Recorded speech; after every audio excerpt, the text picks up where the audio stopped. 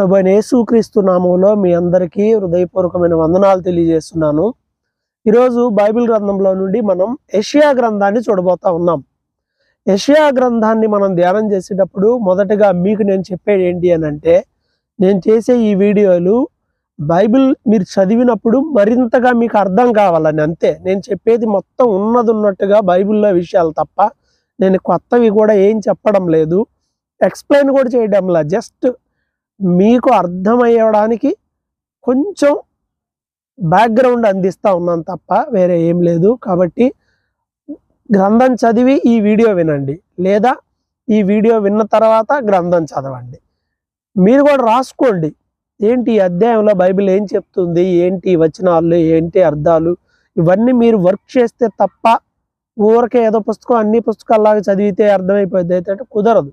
ఆత్మ సంబంధి అయిన వాడు మాత్రమే ఆత్మ సంబంధమైన విషయాలు తెలుసుకుంటాడు.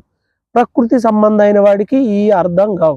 కాబట్టి మన మనసు ఆత్మ సంబంధంగా ఉండడం చాలా ఇంపార్టెంట్. ఈ విషయాన్ని ప్రతి ఒక్కరు కూడా గమనించాలి.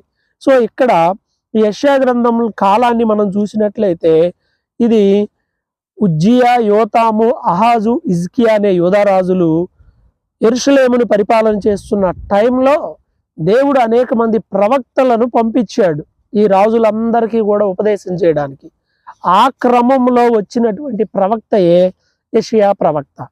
మీకు తెలుసు, ఒక్కొక్క రాజు కాలంలో ఒక్కొక్క ప్రవక్తలు కొంతమంది వాక్యాన్ని అందిస్తున్నారు.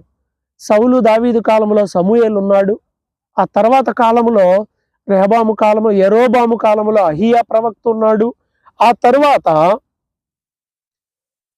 అహాబు కాలంలో అహాబు, అహజ్యా, యోతాం అనే ఈ రాజుల కాలంలో ఏలియా ఉన్నాడు. ఆ తర్వాత ఎలీషా ఉన్నాడు. రెండవ యెరోబాము కాలంలో యోనా, ఆమోసు, హోషేయ అనేటువంటి వీళ్ళందరూ కూడా ఉన్నారు. ఆ తరువాత యూదా రాజ్యంలో మరొక వైపున యూదా రాజ్యంలో అదే టైం కంటే ఇంచుమించుగా ఈ యోనా ఏ టైంలోనో అదే టైంలోనే యెషయా కూడా. అయితే వాళ్ళేమో ఒక చోట ప్రవచించారు, ఈయనేమో యూదా రాజ్యంలో ప్రవచిస్తున్నాడు. యెషయా పెద్ద ప్రవక్త అంటారంటే చిన్న పెద్ద అని కాదు, ఎక్కువ అధ్యాయాలు ఉన్న పుస్తకం కాబట్టి పెద్ద ప్రవక్తలు, చిన్న ప్రవక్తలు అని పుస్తకాలను విభజించారు తప్ప ప్రవక్తలు ఎవరు పెద్దవాళ్ళు చిన్నవాళ్ళు అంటే ఏం లేదు. ఎక్కువ ప్రవచనాలు చెప్పారు, సుదీర్ఘకాలం చెప్పారు, అది ఇక్కడ విషయం. సో దాదాపు క్రీస్తు పూర్వం 760 సంవత్సరాల క్రితం ప్రవచనం అన్నమాట. యెషయాకి ఇర్మియాకి మధ్య దాదాపుగా ఇంచుమించుగా 90 ఏళ్ల గ్యాప్ ఉండింది. ఉండటానికి పక్కనే ఉన్నా కానీ అంత తేడా ఉంటుంది. ఈ విషయాలు తెలుసుకోవాలి. సో యూదా రాజు అయిన ఉజ్జియా, యోతాము, అహాజు, హిజ్కియా, మనషే అనే ఈ రాజులందరూ పరిపాలన చేస్తున్న కాలంలో యెషయాని దేవుడు ఏర్పాటు చేసుకున్నాడు. సమకాలికులు ఎవరయ్యానంటే యోనా సమకాలికుడే, హోషేయ సమకాలికుడే, ఆమోసు సమకాలికుడే. ఇలాంటి టైంలో యెషయా గ్రంథం ద్వారా దేవుడు ఇశ్రాయేలీయుల ప్రజలకు చెప్పిన మాటలు ఏంటి, అసలు ఏంటి నేపథ్యం ఏంటి అంటే, ఈ రాజులందరూ దేవుని వాక్యానికి విరోధమైన పాలన చేస్తున్నప్పుడు, యూదా ప్రజలు దేవునికి విరోధమైన పనులు చేస్తున్నప్పుడు దేవుడు వారితో మాట్లాడిన ఆవేదనతో కూడిన మాటలు ఈ గ్రంథంలో ఉన్నాయి. కోపంతో దేవుడు చేయబోయే కార్యాలు ఈ గ్రంథంలో రాయబడ్డాయి. అలాగే దేవుడు వారిని ప్రేమించి ఆదరించిన మాటలు ఇందులో రాయబడ్డాయి. యేసుక్రీస్తు మెస్సయ్య గురించిన ప్రవచనాలు ఇందులో రాయబడ్డాయి. సో ఎన్నో గొప్ప మాటలు ఈ యెషయా గ్రంథంలో సంక్షిప్తమై ఉన్నాయి. వాటిని ఒక్కొక్క అధ్యాయం వారీగా మనం చూడబోతా ఉన్నాం. సో మొదటి అధ్యాయంలో దేవుడు ఆవేదన కనిపిస్తుంది. తన పిల్లల పట్ల దేవుడుకున్న భారము, బాధ కనిపిస్తుంది. అందుకే నేను పిల్లల్ని పెంచి పెద్ద చేస్తే వాళ్ళు నా మీద తిరుగుబాటు చేశారు, రోగాలతో, నష్టాలతో, శాపాలతో కొట్టుమిట్టాడుకుంటా ఉన్నారు. ఏం చేసినా వారు తమ పనుల్లో అభివృద్ధి అనేది లేకుండా పోయింది. ఇవన్నీ చేస్తూనే దేవుని సన్నిధికి వచ్చి అమావాస్య, విశ్రాంతి దినాల్లో బలులు, అర్పణలు చేస్తున్నారు. ఇవన్నీ నాకు అవసరం లేదు. నీతి, న్యాయం, సమాధానం నాకు కావాలి. రండి, నా దగ్గరకు రండి, సమాధాన పడండి అని ఒక పిలుపు ఈ 1వ అధ్యాయంలో మనకి దేవుడు కనిపిస్తుంది. ఆయన ఇవ్వడం, రండి మన వివాదం తీర్చుకుందాము అంటూ ఇశ్రాయేలీయులకి తమ దోషాలను తెలియజేస్తూ దేవుడు పిలిచిన పిలుపు ఈ 1వ అధ్యాయంలో ఉంది. ఒకప్పుడు ఎలా ఉండేవాళ్ళు, ఇప్పుడు ఎలా అయిపోయారు. నమ్మకమైన నగరం వేశ్యగా మారిపోయింది. బంగారం మస్టు కట్టిపోయినట్టుగా ఇశ్రాయేలీయులు ఇలా అయిపోయారు. అధికారులు దొంగలు, ద్రోహులై, లంచగొండులై, నీతి న్యాయాన్ని వదిలిపెట్టారు కాబట్టి మీకు శిక్ష రాబోతుంది, మరలా శిక్ష నుండి కూడా నేను మిమ్మల్ని విడిపిస్తాను అని మొదటి అధ్యాయం మొత్తం, ఈ అధ్యాయం అంతా, ఈ గ్రంథాన్ని ఒక అధ్యాయంలో చెప్పాలంటే ఈ మొదటి అధ్యాయము చివరి అధ్యాయము రెండు ఒకే రకంగా అనిపిస్తాయి. ఇది దేవుని యొక్క ఆవేదన మరియు ఆయన యొక్క పిలుపు, ప్రజల పట్ల దేవుని ప్రేమ, వీళ్ళు నామకార్థంగా భక్తి చేస్తూ వీళ్ళు అర్పించే బనుల పట్ల దేవునికి ఆసక్తి లేకపోవడం ఈ అధ్యాయంలో కనిపిస్తుంది. రెండో అధ్యాయంలో అన్యజనులు రాబోయే దినాల్లో దేవుని మందిరానికి వస్తారు, అన్యజనులకి రక్షణ వస్తుంది అనే మాట రెండో అధ్యాయంలో చెప్తూ, ఇశ్రాయేలీలు ఏమైపోయారంటే అన్యజనులతో సహవాసం చేసి వాళ్ళ క్రియలు నేర్చుకున్నారు. రానున్న రోజుల్లో అన్యులు ఇశ్రాయేలీలు అందరూ కూడా విగ్రహాలని విసర్జిస్తారు అని రెండో అధ్యాయం 20వ వచనంలో ఒక గొప్ప ప్రవచనాన్ని ప్రభు ద్వారా చెప్తాడు. మూడో అధ్యాయంలో యూదా రాజ్యంలో రాబోయే రోజుల్లో క్షామం రాబోతుంది. ఎందుకంటే ప్రతి వ్యక్తికి ఆహారము, వస్త్రములు, పంటలు ఇవన్నీ దేవుడిచ్చేవే, అదంతా దేవుడే ఆధారము. కానీ రానున్న రోజుల్లో ఇశ్రాయేలీలు, ఎస్పెషల్గా ఇక్కడ ఇశ్రాయేలీలు అంటే ఉద్దేశం యూదా ప్రజలు వారు చేసినటువంటి పాపాన్ని బట్టి ఈ శిక్ష రాబోతుంది. గర్విష్ఠులైన యూదా ప్రజలకి రాబోయే శిక్ష గురించి మాట్లాడుతూ ఇక్కడ 3వ అధ్యాయం 16వ వచనంలో సియోను కుమార్తెలు అంటాడంటే యూదా వాళ్ళ గురించి. కొంతమంది దీన్ని తప్పుగా చెప్తారు. బైబిల్లో ఇదిగో ఈ ఆభరణాలు వద్దనుంది, దానికి ప్రూఫ్ ఇదే అని. దీన్ని పిచ్చి పిచ్చిగా తప్పుగా వర్ణించకూడదు. ఏమంటాడంటే మీరు ఒకప్పుడు ఎలా ఉన్నారు, ఇప్పుడు ఆ స్థితి నేను తీసేస్తాను అని మాట్లాడుతూ ఏమంటాడంటే మీరు గర్విష్ఠులై మెడ చాచి నడుస్తున్నారు, ఓర్ల చూపులు చూస్తున్నారు, కులుగుతూ నడుస్తున్నారు, మీ కాళ్ళ గజ్జలు మోగిస్తున్నారు. కాబట్టి రాబోయే కాలంలో మీరు దేనిని బట్టి అయితే అతిశయపడుతున్నారో, మీ హెయిర్ స్టైల్ ఇక్కడ యూరోపియన్ కంట్రీలో, అలాగే ఆసియా, పడమర ఆసియాల్లో మనం తూర్పు ఆసియాల్లో మనం చూసినట్లయితే ఇటు ఈ ఇజ్రాయెల్ కంట్రీ చుట్టుపక్కల ఉన్న దేశాలు, నా ఉద్దేశం ఇటువైపు చూస్తే వీళ్ళు చాలా అంటే చాలా ప్రాధాన్యత ఇస్తారు వీటికి, ఈ పై డెకరేషన్ అనమాట. హోమ్ డెకరేషన్ కాదు, అది ఉంటుంది, బాడీ డెకరేషన్ గురించి చెప్తున్నాడు. రాబోయే కాలంలో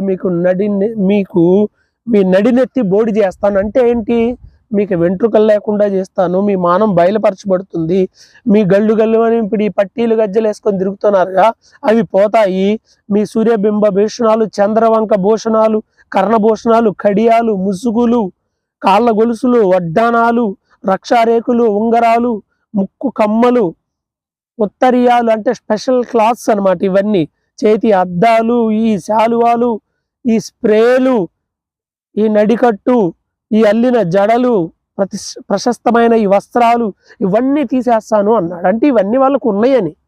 మరి దేవునికి అవన్నీ వ్యతిరేకమైతే అప్పుడే ఫస్ట్లోనే ఇవన్నీ వద్దని చెప్పాలి కదా. అంటే వాళ్ళకి ఇవి ఉన్నాయి, మీరు దేవునికి విరోధంగా ఉన్నారు కాబట్టి ఇవి పోతాయి అని చెప్పడం దేవుని ఉద్దేశం. దీన్ని తప్పుగా వ్యాఖ్యానించుకోకూడదు. తర్వాత ఇది 3వ అధ్యాయంలో ఉన్నది. 4వ అధ్యాయంలో యెరూషలేముకు తీర్పు తీర్చినప్పుడు దేవుడు అంటాడు కదా, నేను ఇదిగో ఎవరైతే ఈ చెరలోనికి రాబోయే కాలంలో చెరలోనికి వెళ్తారు, తిరిగి వస్తే నేను వాళ్ళని విమోచిస్తాను, ఆ కాలమున మీరు మరలా పరిశుద్ధులుగా ఉంటారు అని ఒక ప్రవచనం ఈ 4వ అధ్యాయంలో మనకు కనిపిస్తుంది. ఇక 5వ అధ్యాయంలోకి వచ్చేపటికి ఓ ద్రాక్ష తోట గురించి చెప్తాడు. ఓ ద్రాక్ష చెట్టేసి దానికి ఫలించడానికి అవసరమైన పాదులు ఏర్పాటు చేసి వాటర్, కంచె, మంచి అన్ని పెట్టాను, కానీ అది కారు ద్రాక్ష కాసింది. న్యాయమేనా ఇది అని, ఇది ఎవరో కాదు, ఇశ్రాయేలీల ప్రజలే, కాపరులే. నేను అనుకోలేదు వీళ్ళు ఇలా తయారవుతారని, కానీ నీతి కావాలని చూస్తే రోదన అనేది నాకు వీళ్ళ దగ్గర నుండి వచ్చింది. గొప్ప గొప్ప ఇల్లులు కట్టుకుంటున్నారు కానీ నీతి న్యాయం అనేది లేకుండా పోయింది. అన్యాయము జరుగుతుంది, దేవుని జ్ఞానం లేదు, లంచగొండితనం పెరిగింది, అన్యాయం, అక్రమం పెరిగింది. అందుకే విదేశీయులు, వేరే దేశస్తులు వచ్చి ఈ దేశం మీద దాడి చేస్తారు, వాళ్ళకు బానిసలుగా అవుతారు. ఈ ప్రజలు వివేచన చేయడం లేదు, మంచి ఏదో చెడేదో తెలియకుండా చెడును మంచి అనుకుంటున్నారు, మంచిని చెడు అనుకుంటున్నారు అని దేవుడు ఈ అధ్యాయంలో వచనాల ద్వారా ప్రవచిస్తాడు యెషయా ద్వారా. 6వ అధ్యాయంలో యెషయా దేవుని సింహాసనం మీద ఉన్నటువంటి ఒక గొప్ప దర్శనం చూస్తాడు. నశించిపోతున్న ఈ ప్రజల కోసం ఎవరు వెళ్తారంటే, నేను వెళ్తాను ప్రభువా, నన్ను పంపించని రావడం, ఆకాశ మహాకాశములు పట్టజాలని ఆ ప్రభు యొక్క గొప్ప దర్శనము యెషయా చూస్తాడు. తన పెదవులు కూడా అపవిత్రమైనవని తను గ్రహించినప్పుడు బలిపీఠం నుండి ఒక నిప్పు వచ్చి తన పెదవులకు తగిలి ఇప్పుడు పవిత్రపరచబడ్డావు అని అంటే మాట్లాడే ప్రవక్త ప్రవచనాలు దేవునివై ఉండాలంటే పరిశుద్ధపరచబడిన జీవితంతో పాటు పరిశుద్ధపరచబడిన చెవులు, కనులు, పెదవులు అవసరం. ప్రభు మాటలు మాట్లాడేటప్పుడు ఏ మాటలు పడితే ఆ మాటలు మాట్లాడితే కుదరదు కదా. అందువల్ల అతను పరిశుద్ధపరచబడ్డాడు. అప్పుడు దేవుడు అతన్ని వాడుకున్నాడు, వెళ్ళి నువ్వు వారితో ప్రవచించు అని. అయితే వాళ్ళు ఎలా ఉంటారు అని అంటే 9వ వచనం నుండి 11వ వచనం వరకు ఉంటది కదా. వాళ్ళు వింటారు కానీ గ్రహించరు, చూస్తారు కానీ అర్థం చేసుకోలేరు. హృదయం కొవ్విపోయింది, స్వస్థత పొందరు, వాళ్ళ హృదయం కొవ్వ చేసి ఉన్నది, ముయించు అని కూడా చెప్తాడు. కాబట్టి ఇది 6వ అధ్యాయంలో సంఘటన. 7వ అధ్యాయంలో యూదారాజు అయిన ఉజ్జియా మనవడు అంటే అహాజు అనే రాజు టైంలో సిరియా రాజు ఏం చేశాడు అని అంటే యుద్ధం చేయాలని ఇశ్రాయేల్ రాజును తీసుకొని వస్తాడు.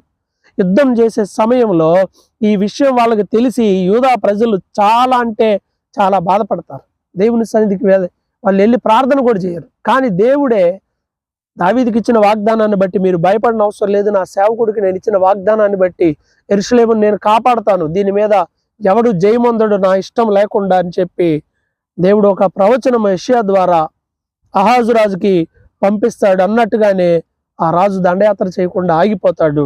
ఇదే అధ్యాయంలో అంటే ఇదే 7వ అధ్యాయం 14వ వచనంలో ఒక ప్రవచనం మెస్సియా గురించి ఉంటుంది, యేసుక్రీస్తు గురించి. కన్యక గర్భవతి అయి కుమారుని కంటుంది అనే ప్రవచనం 7వ అధ్యాయము 14వ వచనంలో మనకు కనిపిస్తుంది. అయితే దేవుడు ఇదే అధ్యాయం చివరిలో 20వ వచనంలో అంటాడు కదా, కానీ ఒక రోజు రాబోతుంది, ఆ రోజు మీరు బానిసలు అవుతారు, అష్షూరీయులకి మీరు దాసులు అవుతారు అంటూ ఒక ప్రవచనాన్ని 20వ అధ్యాయంలో చెప్పడం మనం చూస్తాం. తర్వాత 8వ అధ్యాయంలో యెషయాకి పిల్లలు పుడతారు. యెషయాకి పిల్లలు పుడతారు. ఆ విషయాన్ని కూడా జ్ఞాపకం చేస్తున్నాడు. ఏమని? ఇదిగో నీకు కుమారుడు పుడతాడు. మొదటి వ్యక్తి. అతని పేరు ఏంటి అంటే పెద్ద పేరు ఇక్కడ మనకి కనిపిస్తుంది పలక మీద. అదేంటి అంటే మహేరు షాలాల్ హష్బజ్. కష్టంగా ఉంది కదా పలకడానికి. సో అది పేరు. దాని అర్థం ఏంటంటే త్వరగా దోపుడు సొమ్ము అవుతాడు. అతడు నాయనమ్మ అనక మునిపే అష్షూరు రాజు వచ్చి రాజ్యం మీద దండయాత్ర చేస్తాడనే మాట క్లియర్ గా ఉంటుంది.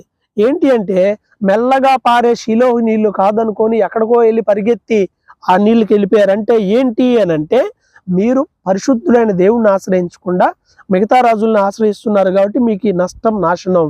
కర్ణపిశాచి దగ్గరికి వెళ్తున్నారు, దయ్యముల దగ్గర విచారణకు వెళ్తున్నారు, ప్రభువుకు భయపడలేదు అని చెప్పి రాబోయే కాలంలో మీకు జరుగుతుందని 8వ అధ్యాయంలో చెప్తా ఉంటాడు. ఇది ఈ అధ్యాయంలో రాయబడి ఉంది. 9వ అధ్యాయంలో మనం చూస్తే ఒక ప్రవచనం, ఆయన వేదన పొందిన దేశం మీద మబ్బు నిలవదు. ప్రభు చనిపోయినప్పుడు శిలువ మీద మబ్బు నిలవదు అనే మాట అక్కడ మనకి వర్తిస్తుంది. అక్కడ ఏం జరిగింది? అక్కడ అంతా చీకటైపోయింది. ఇది ఒక ప్రవచనం.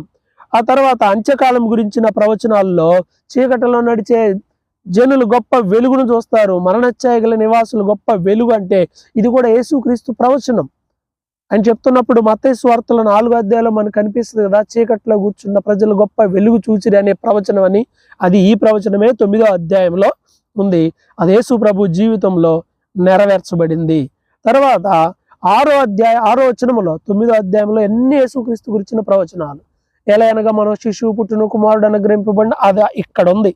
యేసు ప్రభు పుట్టక మునుపు 750 సంవత్సరాల క్రితం యెషయా ద్వారా చెప్పిన ప్రవచనం. ఇదంతా యేసుక్రీస్తుని గురించిన ప్రవచనం అక్కడ మనకి కనిపిస్తుంది. అయితే ఆ రోజుల్లో ప్రజలు ఎలా ఉన్నారు అంటే 15వ వచనంలో పెద్దలు గనులు తల, కలలాడు ప్రవక్తలు తోక.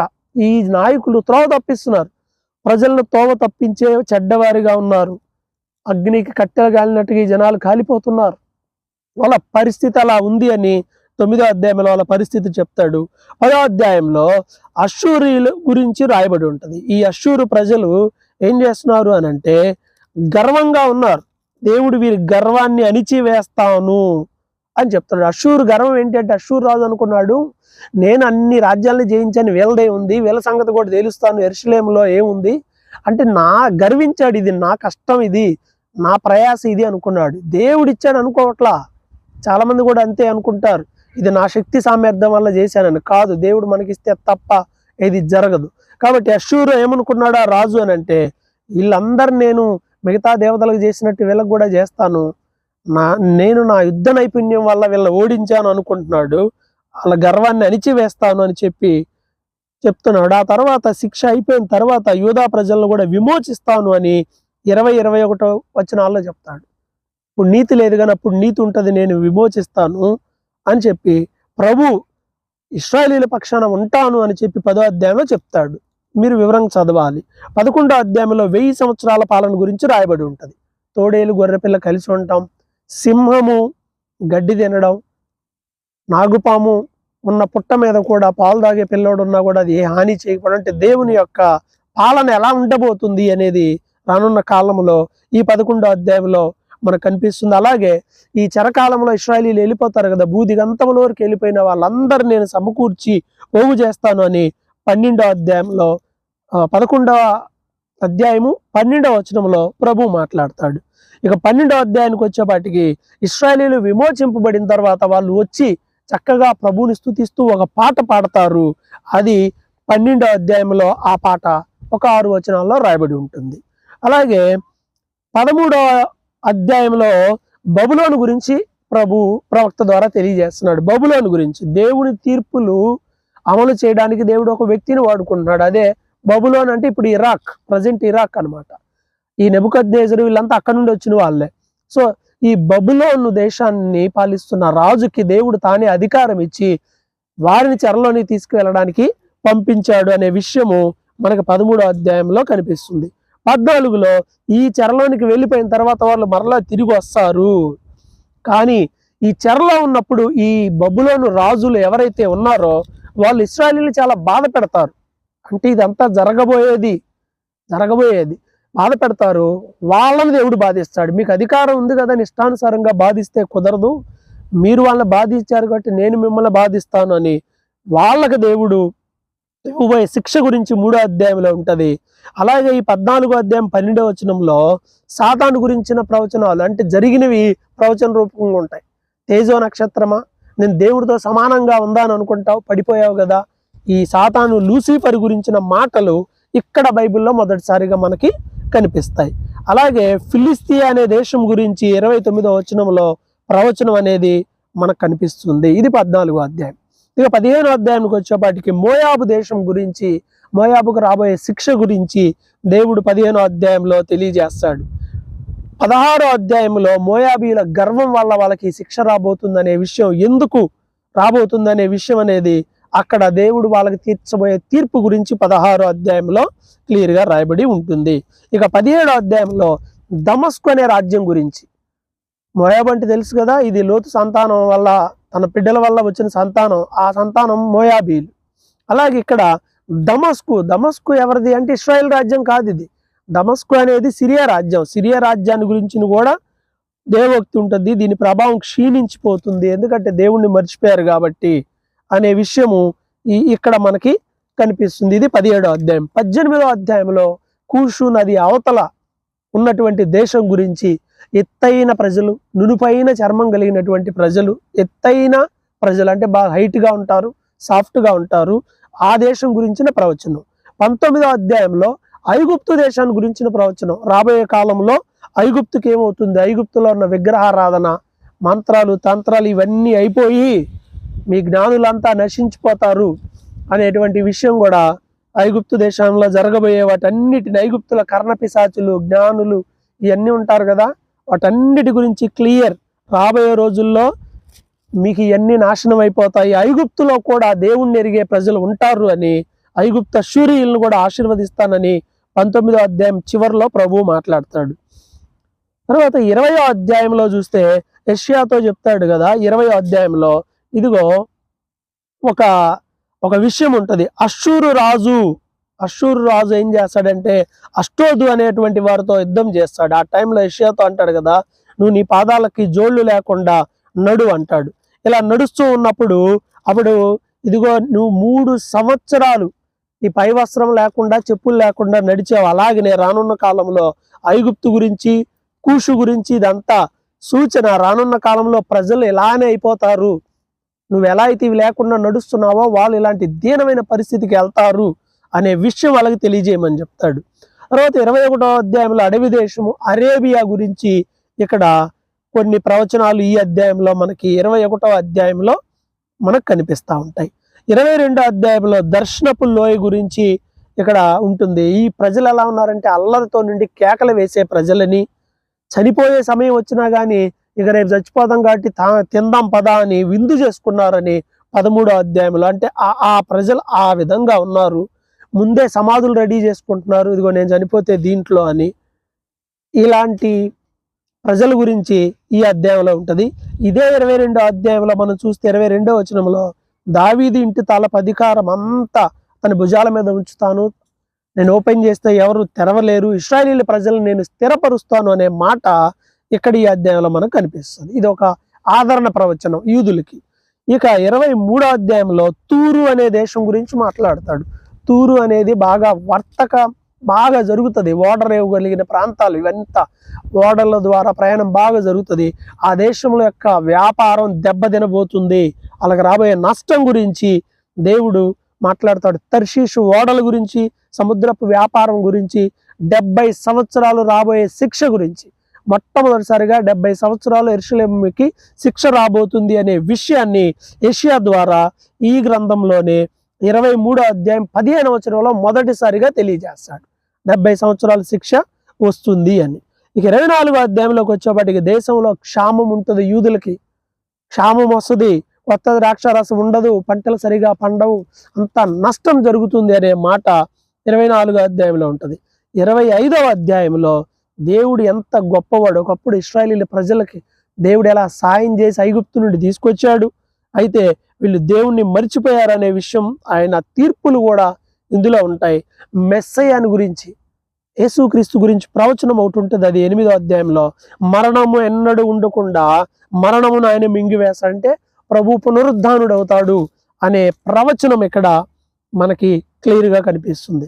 ఇక 26వ అధ్యాయంలో యూద ప్రజల యొక్క స్తుతి గీతం, వాళ్ళు తిరిగి మరలా యెరూషలేముకు చేరుకున్నప్పుడు చెర నుండి మరలా వాళ్ళు పాడేటువంటి దేవుడి పట్టణాన్ని కాపాడాడు, మనల్ని కాపాడాడు అని వాళ్ళు ఒక స్తుతి గీతం పాడతారు.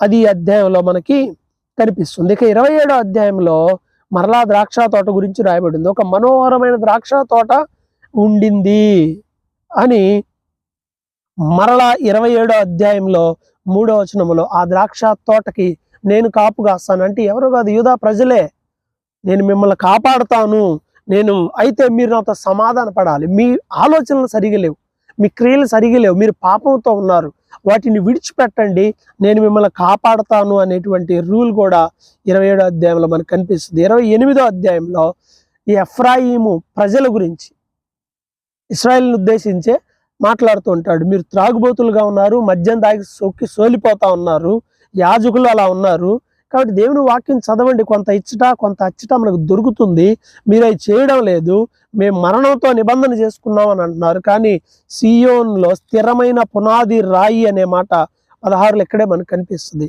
నేను నిబంధన చేశాను అనే ప్రజలతో 28వ అధ్యాయంలో మాట్లాడతాడు. ఇక 29వ అధ్యాయంలో అరియేలుకు శ్రమ, అరియేలు అని అంటే యెరూషలేము అనమాట, యెరూషలేమును అరియేలు అని కూడా అంటారు.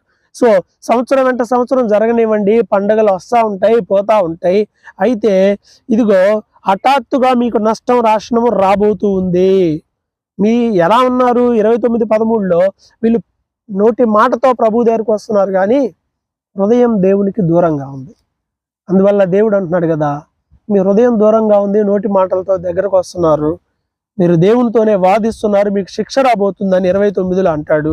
ఇక 30వ అధ్యాయంలో చూస్తే ఇశ్రాయేలీయులు యుద్ధం వచ్చే ప్రతిసారి వాళ్ళ మీదకి ఏదైనా శత్రువుల భయం వస్తే లెగిస్తే ఐగుప్తు వెళ్తున్నారు ఈ రాజులు, ఐగుప్తు రాజును పట్టుకుందాం, ఆడ హెల్ప్ తీసుకుందాం. ఎందుకు వెళ్తున్నాడంటే వాళ్ళకి రథాలు ఎక్కువ, గుర్రాలు ఎక్కువ, ఆడికి సైన్యం ఎక్కువ కదా. అందుకే ప్రభు అంటాడు కదా, ఐగుప్తును ఆశ్రయిస్తున్నారు, మీరు వాక్యాన్ని దోసేస్తున్నారు, నేను దయ చూపిద్దాం అనుకుంటున్నాను కానీ మీరు అది చేస్తున్నారు, నేను మిమ్మల్ని ఆశీర్వదిస్తాను, మీ ఫలాలను ఆశీర్వదిస్తా, మీ గాయాలు నేను కడతాను, మీరు ఐగుప్తును ఆశ్రయించవద్దు అని 31లో అదే కంటిన్యూషన్ ఉంటుంది. నువ్వు దేవుని లక్ష్య పెట్టకుండా ఐగుప్తు వెళ్తున్నారు వారు, గుర్రాలు రథాలు అని, వాళ్ళు మనిషే కదా వాడు కూడా, కానీ యుద్ధానికి గుర్రాలు ఇవి కాదు, నా సహాయం ఉండాలి, మీరు నన్ను ఆశ్రయించండి, నా వైపు తిరిగితే నేను మిమ్మల్ని దీవిస్తాను అని 31వ అధ్యాయంలో క్లియర్గా చెప్తాడు.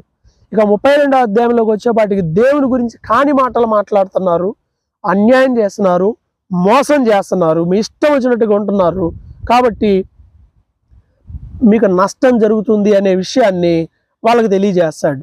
ఇక వాళ్ళ వాళ్ళ కుటుంబాల్లో జరుగుతున్న నష్టం, ఆనందపురంలో ముళ్ళ తప్పులు వచ్చేసినాయి అని చెప్పేసి అంటే వీళ్ళ రాజ్యం ఒకప్పుడు బాగుండేది, కానీ ఇప్పుడు నష్టం వైపు, నాశనం వైపు వెళ్ళిందనే విషయాన్ని ప్రభు వాళ్ళకి ఆ అధ్యాయంలో తెలియజేస్తా ఉన్నాడు. అయితే 33వ అధ్యాయంలో ఏం చెప్తున్నాడంటే, ఈ దోపిడీ చేస్తున్నటువంటి మీరు, ఈ వంచన చేస్తున్నటువంటి ప్రజలుగా ఉన్నారు, నీతి న్యాయంతో నేను మిమ్మల్ని నింపుతాను, మీరు నీతిగా నడుచుకోండి, నా దగ్గర సమాధాన పడండి. 1వ అధ్యాయంలో ఏం చెప్పాడు? అవే మాటలు. మీరు మీ పాపం మానుకొని సరి చేసుకొని మరలా నా వద్దకు రండి, అప్పుడు నేను మీకు సహాయం చేస్తాను అని దేవుడు చెప్తా ఉంటాడు. ఇక 34వ అధ్యాయంలో సమస్త భూమిపై దేవుని యొక్క కోపం ఎలా రాబోతుందో, ప్రతీకారం దేవుడు ఎలా చేయబోతున్నాడో ఆ అధ్యాయంలో ఉంటుంది. 35లో యెరూషలేము పట్ల మరలా దేవుడు ప్రేమ కలిగి మరలా వాళ్ళని ఆదరించి మరలా వాళ్ళ రాజ్యాన్ని పునర్నిర్మిస్తానని ఒక గొప్ప వాగ్దానం అనేది ఈ 35వ అధ్యాయంలో మనకు కనిపిస్తుంది. తర్వాత 36వ అధ్యాయంలో ఈ అష్షూరు రాజు, యోధా రాజు అయినటువంటి హిజ్కియా పాలనలో ఆ అష్షూరు రాజు ప్రగల్భాలు పలికి దండయాత్ర చేయాలని చూస్తున్నప్పుడు, అప్పుడు ఆ టైంలో ఇతను ప్రార్థన చేస్తాడు. అప్పుడు యెషయా ద్వారా దేవుడు చెప్తాడు అతను రాళ్లే అని. ఆ సంఘటన 36, 37 అధ్యాయాల్లో ఉంటుంది. అందరికి తెలిసిందే. దేవుని సన్నిధిలోకి వెళ్ళి ప్రభువా అష్షూరు రాజు ఇలా ప్రగల్భాలు పలుకుతున్నాడని ప్రార్థన చేస్తే దేవుడు గొప్ప జయం ఇస్తాడు. అయిపోయిన తర్వాత హిజ్కియాకి 38లో భయంకరమైన రోగం వచ్చినప్పుడు అతడు ప్రార్థన చేస్తే దేవుడు అతని ఆయుష్ని పొడిగిస్తాడు, 15 సంవత్సరాలు పొడిగిస్తాడు. కాల గమనాన్నే ప్రభు ఏం చేశాడంటే మార్చాడు. ఆ సంఘటన మనకు 38లో కనిపిస్తుంది. 39లో బబులోను రాజు ఏం చేస్తాడంటే ఇతన్ని పరామర్శించడానికి వస్తాడు హిజ్కియాని. రోగం వచ్చింది కదా, తగ్గిపోయింది కదా అని. ఏదో పరామర్శకు వస్తే ఏదో వచ్చినోడిని అలా పరామర్శకు వచ్చినోడిని అలా రిసీవ్ చేసుకోకుండా తన రాజ్యంలో ఉన్న సంపాదన అంతా చూపిస్తాడు. సైన్యం, లెక్కలు మొత్తం హెచ్చులుగుపోయి అన్ని చూపిస్తే అప్పుడు దేవుడు యెషయా ద్వారా చెప్తాడు, రానున్న కాలంలో ఈ మొత్తం పోతాయి, వాడు వచ్చి దోచుకుంటాడు. వాడు వచ్చి చూశాడు, అప్పుడు శత్రువుకి ఎవడన్నా బలాలను చూపిస్తారా? ఆశ పుట్టదా? ఇంత ఉంది నా దగ్గర సంపద అంటే. కాబట్టి రానున్న కాలంలో ఇదంతా జరుగుతుంది అని చెప్తాడు. తర్వాత 40వ అధ్యాయం నుంచి ఓ డిఫరెంట్ అండి, 66 దాకా ఇది ఒక భాగం. ఇప్పటిదాకా ఒక ఎత్తు అయితే యెషయా గ్రంథంలో 40 నుంచి 66 దాకా ఆదరిస్తూ వాళ్ళని బలపరుస్తూ, శ్రమల్లోకి వెళ్ళిపోయాక మరి వాళ్ళు ఇంకా పతనమైపోతారు కాబట్టి ఆ టైంకి అవసరమైన ప్రవక్త యొక్క ఆదరణ మాటలు, దేవుని మాటల ప్రవక్త ద్వారా వస్తాయి. 4వ అధ్యాయంలో బాప్తిస్మం ఇచ్చి యోహాను గురించినటువంటి ప్రవచనం, అరణ్యంలో ఒక స్వరం వినబడుతుంది, దేవుని మార్గమును సరళం చేసే స్వరం అని బాప్తిస్మం ఇచ్చి యోహాను గూర్చినటువంటి ఆ ప్రవచనం 3వ వచనంలో మనకి కనిపిస్తుంది. ఇది 40వ అధ్యాయంలో మనకు కనిపిస్తుంది. అలాగే సర్వ శరీరులు గడ్డి లాంటి, ఈ గడ్డి లాంటి వాళ్ళు కనిపిస్తుంది కదా, ఈ గడ్డి లాంటి వాళ్ళు మనుషులు అని చెప్పి మనిషి గురించి మాట్లాడతాడు. సృష్టి నిర్మాణం గురించి 22వ అధ్యాయంలో ఉంటుంది. ఆయన భూమండలం మీద ఆసీనుడై ఉన్నాడు, నివాసులు మిడతల్లాగా ఉన్నారు. పైనుండి చూస్తే, ఫ్లైట్లో నుండి చూస్తే అంత పెద్ద పెద్ద నగరాలే చిన్న పేకమేడల్లాగా కనిపిస్తాయి. మనం ఎంత కాబట్టి ఆ విషయం ఉంటుంది. దేవుడు శక్తిహీనులకు బలాన్ని అభివృద్ధి చేస్తాడని, ప్రార్థన చేస్తే బలాన్ని ఇస్తానని, నూతన బలాన్ని కూడా బలాన్ని ఇస్తాడు, బలహీనులకి బలాన్నిచ్చి కొత్త బలం ఇస్తాడు. ఇవన్నీ కూడా ఈ అధ్యాయం చివరిలో మనకి కనిపిస్తుంది. అందుకే 41లో అంటాడు కదా, నా సన్నిధికి రండి, వచ్చి సమాధాన పడండి, నా దగ్గరకు వచ్చి మీరు సమాధాన పడితే నేను మీకు సహాయం చేస్తాను, అద్భుత కార్యాలు చేస్తాను, ఒకప్పుడు ఎలాగ మీకు చేశానో అలాగే నదులు పారేలా చేస్తాను, నీటి ఊటలు వస్తాయి, అరణ్యం నీటి ఊటగా మారుతుంది, ఎండిపోయిన నేల నీటి బుగ్గలుగా మారుతుంది, నా దగ్గరకు రండి, సమాధాన పడండి అని పిలవటం మనకి ఈ 41వ అధ్యాయంలో కనిపిస్తుంది. ఇక 42వ అధ్యాయంలో యేసయ్య గురించిన ప్రవచనం అండి. ఇదిగో ఆయన యెరూషలేములో మందిరంలో నిలబడి ఆ వాక్యాన్ని చదువుతున్నప్పుడు అది వచ్చింది కదా, ఆయన మందిరంలో నిలబడి మనకి ఎక్కడ కనిపిస్తుందంటే, క్రొత్త నిబంధనలో మత్తయి సువార్తలోనికి మనం వెళ్ళినప్పుడు యేసు ప్రభు దేవాలయంలోనికి వెళ్ళి వాక్యం చదివి వారి మధ్యలో అంటాడు కదా, ఇప్పుడు ఇదిగో ఈ లేఖన భాగం మీ మధ్యలో నెరవేర్చబడింది అని చెప్పి చెప్పగానే వాళ్ళందరూ కూడా ఆశ్చర్యపోతారు. ఇదేంటి, ఇది ఇప్పుడు నెరవేర్చబడటం ఏంటి, ఇది మెస్సియాని గురించి చెప్పిన ప్రవచనం కదా, ఇది యెషయా చెప్పిన ప్రవచనం కదా అని చెప్పేసి వాళ్ళందరూ కూడా అనుకుంటా ఉంటారు. ఆ ప్రవచనమే ఈ ప్రవచనం, యెషయా చెప్పిన ఈ ప్రవచనం 42వ అధ్యాయంలో మనకు అది క్లియర్గా కనిపిస్తుంది. అలాగే నేను విగ్రహాలకి నాకు రావాల్సిన మహిమను నేను ఇవ్వను, ఇశ్రాయేలీయుల్ని నేను ఒక నూతనమైన మార్గంలో నడిపిస్తాను, నేను మిమ్మల్ని నడిపిస్తాను, నేను మీకు తోడుగా ఉంటాను అనే గొప్ప ఆదరణ మాటలు ఈ అధ్యాయంలో మనకి కనిపిస్తాయి. ఇక 43లోకి వస్తే ఇశ్రాయేలీయులు మీరు నా సొత్తు అని అంటాడు. దేవుని ప్రేమ, ఆదరణ, వాళ్ళ సమకూర్చే వాగ్దానాలు, నేను మీకు తోడుగా ఉన్నాననే వాగ్దానాలు అందులో ఉంటాయి. 43వ అధ్యాయంలో, యెషయా గ్రంథంలో 43వ అధ్యాయంలో ఉన్న మాటలు ఏంటి అంటే, ఇశ్రాయేలీయుల ప్రజల గురించి మీరు నా సొత్తు, నేను మిమ్మల్ని ప్రేమిస్తాను, నేను మిమ్మల్ని ఆదరిస్తాను అని చెప్పి ప్రభు వాళ్ళతో మాట్లాడుతూ, ఇక అయిపోయినాయి మీరు భయపడొద్దు, నేను మిమ్మల్ని విమోచిస్తాను, మరలా మిమ్మల్ని ఈ దేశానికి తీసుకొస్తా, 70 సంవత్సరాలు చెరలోకి వెళ్తున్నారు కదా, నేను మరలా మిమ్మల్ని తిరిగి తీసుకుని వస్తాను, నేను మాత్రమే మీకు దేవుణ్ణి, నేను కార్యం చేస్తే ఎవడు తిప్పి వేయలేడు, నేను సముద్రంలో త్రోవ కలుగజేస్తాను అని దేవుడు తన ఆశ్చర్యమైన గొప్ప కార్యాలు వారి జీవితంలో ఒక నూతన క్రియ చేయబోతున్నాను అని ఒక గొప్ప ఆదరణతో కూడిన మాటలు ఈ అధ్యాయంలో మనకు కనిపిస్తాయి. 24లో అంటాడు కదా, మీరు మీ పాపాల చేత నన్ను విసిగించారు, అయినా నేను మిమ్మల్ని క్షమిస్తున్నాను అనే మాట కూడా 43వ అధ్యాయంలో మాట్లాడతాడు.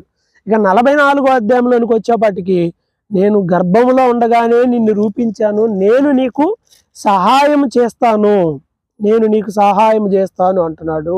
దప్పిగొన్నవాడి మీద నీళ్లు జల్లినట్లుగా నేను మీకు సహాయం చేస్తాను అన్నాడు. అయితే విగ్రహాలు ఎవరు తయారు చేస్తారు, దాని పరిస్థితుల గురించి ఒకడు ఒక చెట్టు కొమ్మ మొద్దు తీసుకుంటాడు, ఒకడు తీసుకెళ్ళి ఒకడు చలిమంటేసుకుంటాడు, ఒకడు దాంతో విగ్రహం చేస్తాడు, ఒకడు రకరకాలుగా ఉపయోగిస్తున్నారు. మైండ్ ఉండదా? ఈ విగ్రహాలు ఇవన్నీ మనుషుల కల్పితాలు, నేను అలాంటి వాడిని కాదు అని దేవుడు తన గొప్పతనాన్ని, అలాగే విగ్రహాల్లో ఉన్నటువంటి వ్యర్థత్వాన్ని గురించి తెలియజేస్తూ వారిని క్షమిస్తాను అనే మాట చెప్తూ 44వ అధ్యాయంలోనే ఒక గొప్ప మాట మనకి కనిపిస్తుంటుంది. అదేమిటి అంటే 28వ వచనంలో, కొరేషు అనే వ్యక్తి నా మంద కాపరి, నా మందిరాన్ని అతను తిరిగి నిర్మించడానికి నేను అతన్ని వాడుకుంటాననే ఓ ప్రవచనం అసలు కొరేషుతో చెప్పాను అన్నాడు. అసలు ఇంకా ఏం జరగక మునిపే చెప్పాడు. కొరేషు ఇంకా అసలు పుట్ల, కొరేషు అని పేరు కూడా స్పష్టంగా తెలియజేశాడు. ఒక రాజు వస్తాడు, అతను మందిరానికి పునర్నిర్మించడానికి సహాయపడతాడని అన్నట్టుగానే దానియేలు కాలంలో జరిగింది.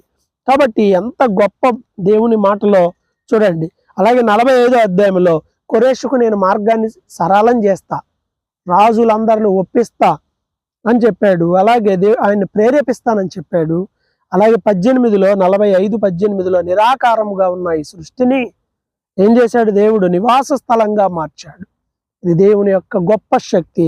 అలాగే నేను చేస్తాను, అయితే మీ పట్ల కూడా నేను అలా చేస్తా, అయితే నాకు ప్రమాణ వాక్యాలు చెప్పండి, ప్రభువా ఇదిగో మేము ఇలా ఉంటాం, మేము ఇలా ఉంటామని మీరు ప్రమాణ వాక్యాలు చెప్పండి అని ఇశ్రాయేలీయులతో అంటూ, భూదిగంతపు నివాసులందరూ నా వైపే చూడాలి, నా వైపు చూసి రక్షణ పొందండి అనే ఓ గొప్ప వాగ్దానం కూడా ఈ 45వ అధ్యాయంలో 22లో మనకి కనిపిస్తుంది. ఇక 46లో బబులోను నాశనం గురించి చెప్తాడు. కల్దీయులు ఎలా పతనం అయిపోతారు, వాళ్ళు బాగా చదివి జ్ఞానం పొంది గర్వించి దేవుని పక్కన పెట్టి విగ్రహాలను ఆరాధన చేస్తూ కర్ణపిశాచి మంత్రాలు ఇవన్నీ, నాకేం కాదు, మేము తిరుగులేని గొప్ప రాజ్యం అని అనుకుంటున్నారు, దొరసానిలాగా ఉంటున్నావు, ఒక్క రోజే నీకు నాశనం జరుగుతుంది, ఎన్ని జ్యోతిష్యాలు చూసినా, ఎన్ని శకునాలు చూసినా, ఎక్కడికి వెళ్ళినా మీ మీదకి వచ్చే శిక్ష తప్పించలేరు అని 47వ అధ్యాయంలో క్లియర్గా తెలియజేస్తాడు.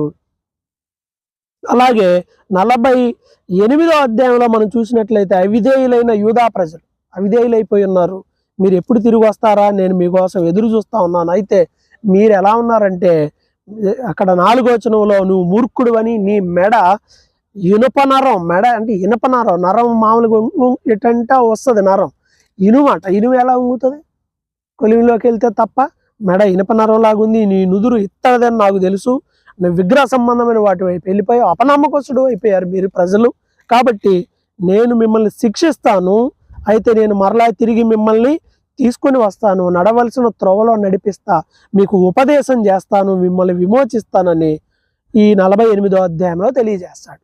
49వ అధ్యాయంలో ఇశ్రాయేలు పునర్నిర్మాణం, చెరలో నుండి తిరిగి వస్తారు, దేవుడు వాళ్ళని తిరిగి నడిపిస్తాడు, దేవుడు వారి పట్ల గొప్ప కార్యాలు చేస్తాడు. నిరాశలో ఉన్నారు ఇశ్రాయేలీయుల ప్రజలు. అలాంటి టైంలో వారికి నిరీక్షణగా ప్రభు తన కార్యాలు చేస్తానని, ఆయన ఆదరిస్తాను అనేటువంటి మాటలు మనకి ఇక్కడ కనపడతాయి. దేవుడు మమ్మల్ని మర్చిపోయాడు అనుకుంటారు ఆ టైంలో. ఈ అన్ని ప్రవచనాలు జరగబోయాయి.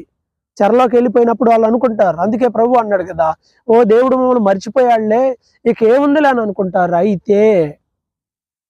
అయితే దేవుడు అంటున్నాడు కదా, నేను మర్చిపోలేదు మిమ్మల్ని. తల్లి తన గర్భంలో పుట్టిన వాళ్ళని మరుస్తుందా? వాళ్ళు మరిచినా నేను మిమ్మల్ని మరువననే మాట ఈ సందర్భంలో అంటాడు.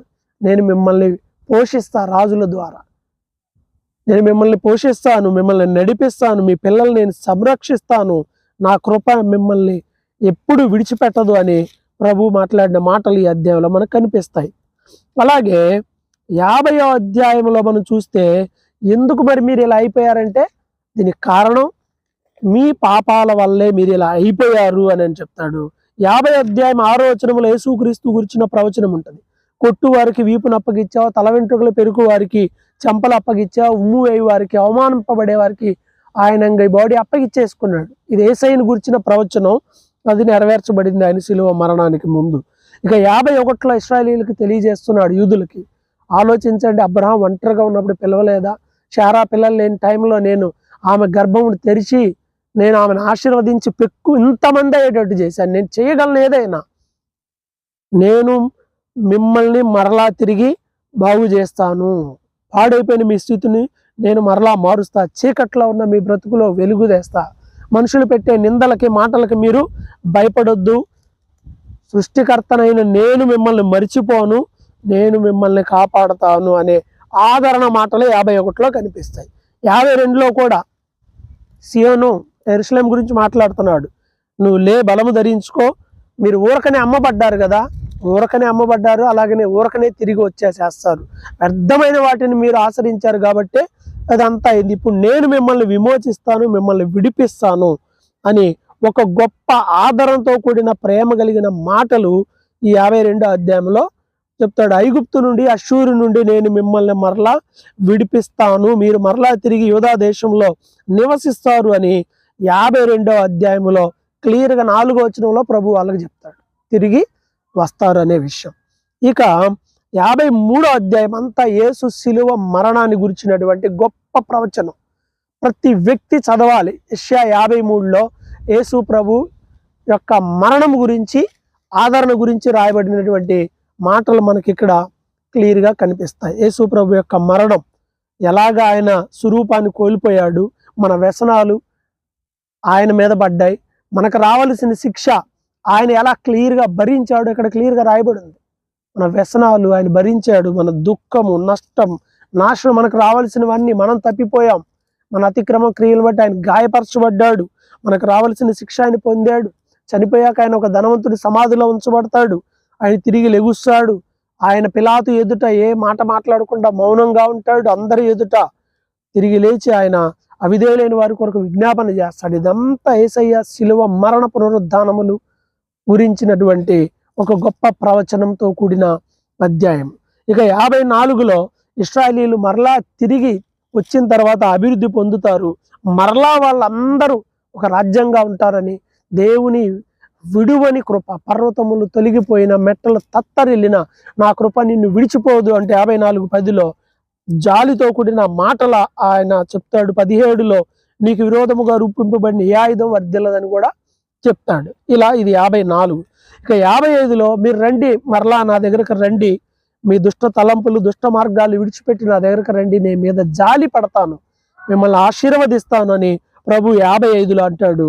56లో అన్యజనులకు కూడా రక్షణ ఇస్తున్నాను, రాబోయే కాలంలో అన్యజనులు కూడా రక్షణ పొందుతారు అని దేవుడు అక్కడ తెలియజేస్తూ, నా ఆజ్ఞలు పాటిస్తే మీకు రక్షణ ఉంటుంది, కానీ మీ దేశంలో కాపర్లు గుడ్డి వాళ్ళు అయిపోయారు, మూగవాళ్ళు అయిపోయారు, మూగ కుక్కల్లాగా అని దేవుడు ఆ విషయాన్ని వాళ్ళకు కూడా తెలియజేస్తాడు. 57లో మరి నీతిమంతులు నశించిపోతున్నారు, ఎవరు ఆలోచించట్లా, భక్తులు కొనిపోబడుతున్నారు, ఎవరు పట్టించుకోవడం లేదు. ఓవైపు ఏం చేస్తున్నారు అని అంటే మంత్ర ప్రయోగాలు చేస్తున్నారు, విగ్రహారాధన చేస్తున్నారు, వ్యభిచారాలు, వేశ్య సంతానం. అంటే వీళ్ళు ఉన్నత స్థలాలకు వెళ్ళి బలి అర్పించడాన్ని దేవుడు అలా పోల్చాడు.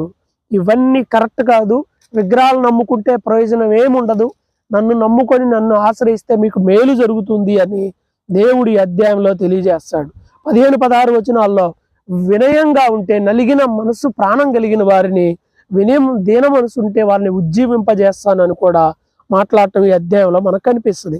ఇక 58వ అధ్యాయంలో యాకోబు ఎందుకు మాకు ఇలా జరుగుతుంది అని అనుకుంటున్నారు, వాళ్ళ పాపం గురించి నాన్ స్టాప్గా చెప్పు బోరలో. ఏంటంటే వాళ్ళు పిచ్చి ప్రార్థనలు చేస్తున్నారు, ఉపవాసం ఉన్నారు, దేవుడు మమ్మల్ని పట్టించుకోవట్లేదండి అంటారు నష్టం వస్తే. ఏం ఉపవాసం? నీ పని నువ్వు చేసుకుంటావు, కఠినమైన పని చేపిస్తారు పని వాళ్ళ చేత, అన్యాయం, అక్రమం, వివాదం, కలహం, గుద్దులాట, మళ్ళీ ఇటువైపు రాదు. ఉపవాసం అంటే ఇదా? ఉపవాసం అంటే కేవలం అన్నం తినకుండా ఉంటాం కాదు, ఊరక తలకాయ ఎంచుకొని జమ్ములా ఉంటాం కాదు. ఆకలి కలిగిన వాడికి నీ భోజనం పెట్టి, బట్టలు లేని వాళ్ళు కనపడితే వాళ్ళకి బట్టలు ఇచ్చి, నువ్వు ఆ పూట తినకుండా ఉన్న దాన్ని పేదవాడికి పెట్టి, ఇబ్బందుల్లో ఉన్న వాళ్ళకి సహాయం చేయాలి. అది ఉపవాసం. నీతి, న్యాయం, పరిశుద్ధత ఉండాలి. అది దేవుడికి ఇష్టమైంది. అది లేకుండా ఊరికి అన్నం తినకుండా ఉంటే ఉపవాసం అంటే ఈ అధ్యాయం చదవండి 58 క్లియర్గా ఉంటుంది. నా మాటలు విని నా ఆజ్ఞలు పాటించి అప్పుడు చెప్పండి, అప్పుడు నేను మీ ప్రార్థన ఆలకిస్తాను. విశ్రాంతి దినాన్ని అపవిత్రపరుస్తున్నారు, విశ్రాంతి దినాన్ని వ్యాపారం చేస్తున్నారు ఆ రోజుల్లో. మరి ఇవన్నీ చేస్తా ఉంటే నేను ఎలా చేస్తాను? మీరు నా మాటలు విని దాని ప్రకారం పాటిస్తే నేను మిమ్మల్ని ఆశీర్వదిస్తాను అని 58లో అంటాడు. 59లో ఎందుకు రక్షణ రావట్లేదు అంటున్నారు? మీ పాపాలే. నా చెయ్యం కుర్చు కాలేదు, నా చెవులు మందం కాలేదు, మీ పాపాలు. అపవిత్రమైన మాటలు, కపటపు మాటలు, చెడు చూపులు, చెడు ఆలోచనలు, చెడు చేయడానికి పరిగెత్తే పాదాలు, అన్యాయము, అక్రమం, అసమాధానం, నీతి లేకపోవడం, లంచగొండితనం, ఇవే మీ నాశనానికి కారణం. అయితే రాబోయే కాలంలో నేను వీటన్నిటి నుండి తప్పించి మీ పిల్లలందరినీ కాపాడి ఆశీర్వదిస్తాను అని 59వ అధ్యాయంలో ప్రభు అంటాడు. ఇక 60వ అధ్యాయం గొప్ప ఆదరణ. లెమ్ము తేజరిల్లు అనే గొప్ప పాట ఉంది. లే తేజరిల్లు, నీకు వెలుగు వచ్చేసింది, నువ్వు నాశనం అయిపోయావు, నష్టం అయిపోయావు అనుకుంటున్నావు, చెరలోనికి వెళ్ళావు, ఇంకేముంది అనుకుంటున్నారు కదా. ఇదిగో దేవుడు మిమ్మల్ని చెరలో నుండి తీసుకొని వచ్చేస్తాడు. తిరిగి రండి. తిరిగి వస్తే మరలా యథావిధిగా ప్రజలు సమకూర్చబడతారు. వ్యాపారం అంతా మరలా యథావిధిగా నడుస్తుంది. మందిరంలో పరిచర్య యథావిధిగా జరుగుతుంది. పాడైపోయిన మందిరం తిరిగి కట్టబడుతుంది.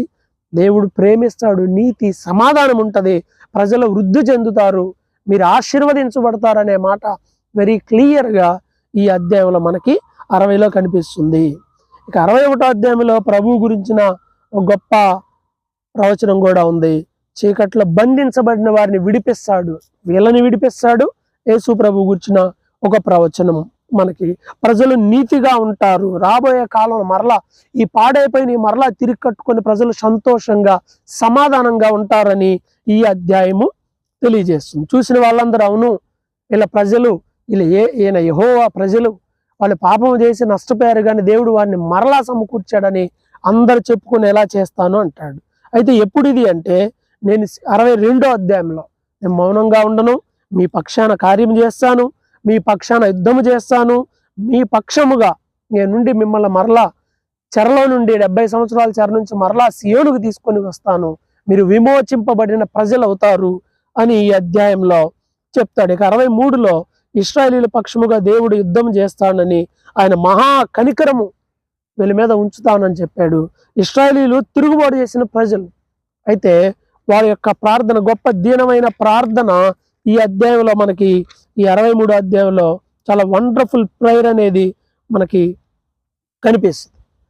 ఎలాంటి గొప్ప ప్రార్థన ఉంటుందంటే, ఇదిగో అరణ్యంలో దేవుడు వారికి తోడుగా ఉన్నాడు. సముద్రాన్ని తోడుకొని వచ్చాడు. సముద్రాన్ని పాయలు చేసి తోడుకొని వచ్చిన వాడు ఏడి? పరిశుద్ధాత్మను తమలో ఉంచిన వాడేడి? వాళ్ళ ముందు నీళ్లను విభజించాడు. ఆయన ఏడి అంటే ఇలా రోజులు మారిపోయినాయి. ఒకప్పుడు అవన్నీ చెప్పుకోవడానికి బాగున్నాయి, ఇప్పుడు అవి లేవు. ఆ రోజులు ఏమైనాయి? ఈ కసి మనుషులో తగ్గిపోయింది. దేవుడు మాతో ఉండి ఇన్ని గొప్ప కార్యాలు చేస్తే లేవేంటి ఇప్పుడు అనే మనుషులు లేరు. అవి ఏవి? ఈ శౌర్య కార్యాలు ఏమైపోయినాయి? ప్రభువా, నువ్వు అంగీకరించపోయినా నువ్వే మా దేవుడు, నువ్వే మాకు తండ్రివి. అబ్రహాము మాకు తండ్రి, మా పితరుడు నీవు.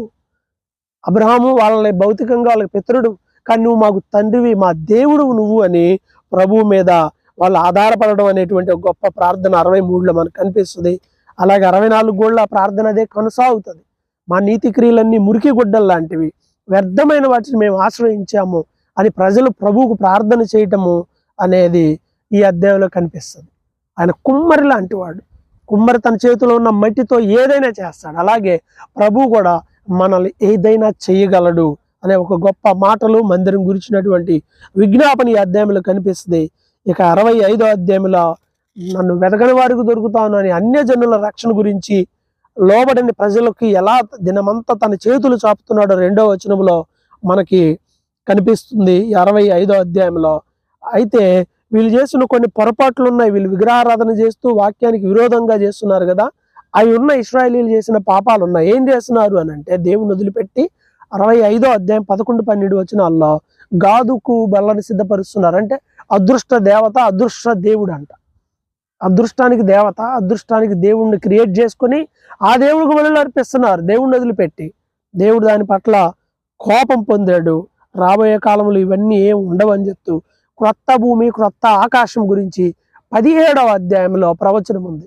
ప్రకటన గ్రంథంలో కూడా ఇదే ఉంటుంది. క్రొత్త భూమి, క్రొత్త ఆకాశం గురించి, ఇక్కడ ఏళ్ల పాలన గురించి కూడా ఉంటుంది. దేవుడు ఎలా తోడుగా ఉంటాడు, అక్కడ హింస లేకుండా ఎలా ఉంటుంది, తోడేళ్ళు గొర్రె పిల్లలు ఎలా కలిసి ఉంటాయి, సింహం గడ్డిలాగా ఉంటుంది. 11వ అధ్యాయంలో వచ్చింది కదా, అవే మాటలు ఇక్కడ మనకు కనిపిస్తాయి. ఇక చివరి అధ్యాయంలో మీరు మందిరం మరలా తిరిగి కడతారు. అయితే మహాకాశాలు పట్టదు నాకు, భూమి నా పాదపీఠము, ఆకాశం నా సింహాసనం, మీరు కట్టేది ఇది అంతా, అయినా నేను దాన్ని మహిమపరుస్తాను, దీనులై విరిగి నలిగిన మనసు కలిగి ఉండాలి అనే మాటలు ఈ 2వ అధ్యాయంలో మనకి క్లియర్గా కనిపిస్తాయి. అలాగే సమాధానపు నది ప్రవహిస్తుంది అని 12వ వచనంలోను, అలాగే రాబోయే కాలంలో దేవుడు శిక్షిస్తాడు వాళ్ళని. ఆ శిక్షను ఎవరూ తప్పించుకోలేరు పాపం చేసిన వాళ్ళు. అయితే దేవుడు మాత్రం ఆదరిస్తాడు. 13లో ఒక తల్లి వాణ్ణి ఆదరించినట్లుగా నేను ఆదరిస్తాననే గొప్ప ఆదరణ మాట మనకి 13వ వచనంలో ఉంటుంది. ఇశ్రాయేలీలు విమోచింపబడతారు, తిరిగి వస్తారు, మరలా దేవుడు వారిని ఆశీర్వదిస్తాడు అనే మాటలు ఈ అధ్యాయంలో ఉంటుంది. సుదీర్ఘమైన ఈ వీడియో అన్నారు కదా, యెషయా గ్రంథం మీరు కూడా చదవండి. కాంటెక్స్ట్ ఏంటి ఇది అంటే, చెరలోనికి వెళ్ళక మునుపు ఈ రాజుల పరిపాలన కాలంలో దేవుడు వీరి ద్వారా చెప్పిన విషయాలు ఇవి. ఎప్పుడు దాదాపుగా ఇప్పటికీ అనంటే ఒక 90 సంవత్సరాల ముందే యెషయా ద్వారా ఇవన్నీ తెలియజేశాడు. అక్షరాలు అవన్నీ కూడా నెరవేర్చబడినాయి. వాక్యం తప్పిపోదండి. ప్రియులారా, దేవుని వాక్యం చదివిన మనం ఈ గ్రంథంలో యేసయ్య గురించి ఎన్నో ప్రవచనాలు ఉన్నాయి, అవన్నీ నెరవేర్చబడ్డాయి. దేవుని ప్రేమ, సిలువలో ఆయన మన కొరకు కార్చిన రక్తాన్ని మనం జ్ఞాపకం చేసుకొని ఆయన ఉద్దేశాలు నెరవేర్చాలి. ప్రతి ప్రవక్త ఏం చెప్తాడంటే, మీరు నన్ను విడిచిపెట్టారు, అందుకే మీకు ఈ శ్రమలు, నన్ను ఆశ్రయించండి, మరలా నేను మిమ్మల్ని ఆశీర్వదిస్తాను. ఇదే దేవుని ప్రేమ సారాంశం.